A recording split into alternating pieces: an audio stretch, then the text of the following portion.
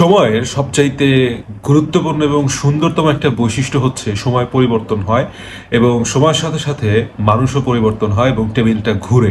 যারা still now fight করতেছো তাদেরকে জয়ী হইতেই হবে।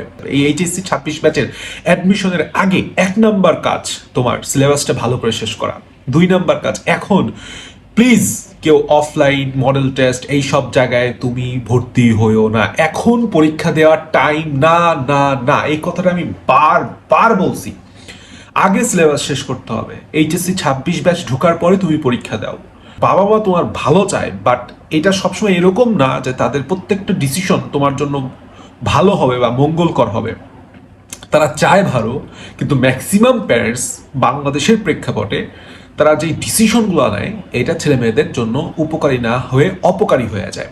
বা তোমারও মাইন্ডসেট হয়ে গেছে, তোমার নিজ থেকে একটা সিলেবাস কমপ্লিট করার একটা প্ল্যান তুমি করছো, আর তুমি ভর্তি হইলা আর একটা এক্সাম ব্যাচে বা রেটিনা বা উন্মেষ বা মেডিকেল যাই বলো না কেন, এবং সেখানে যে নতুন আর একটা রুটিন দিতেছে, 2টা রুটিন বললাম তোমাকে কলাপস করবে, কলিশন করবে। তো তোমার কি হচ্ছে, তুমি না পড়তেছো ঠিকভাবে, সিলেবাসটা তোমার শেষ হচ্ছে না, তুমি জাস্ট ভালোভাবে এক্সামের জন্য প্রিপারেশন নিতেছো, তুমি জাস্ট এক্সামে একটা ভালো নাম্বার পাওয়ার জন্য জাস্ট আপসা আপসা পড়ে যেতেছো, কিন্তু দিন শেষে তো তোমার ভাই কোচিংয়ের নাম্বার দিয়ে কিচ্ছু যায় আসে না। Stay away from negative people. তোমরা এই নেগেটিভ মাইন্ডসেটের লোকদের থেকে 100 হাত দূরে থাকবা, 100 হাত দূরে থাকবা। যে তুমি সবসময় নিজেকে ডাউট করো বা তোমার কাছে মনে হয় তুমি সেকেন্ড টাইম মেডিকেল চান্স পাবো না। ম্যাক্সিমাম স্টুডেন্ট বলছে, 99% স্টুডেন্ট বলে যে ভাই আমার কি হবে, আমার কি আদৌ হবে। যারা আমার চান্স পায় সেকেন্ড টাইম মেডিকেল, তারাও বলে যে ভাই আমি তো আসলে ভাবিনি যে আমার সেকেন্ড টাইম হবে।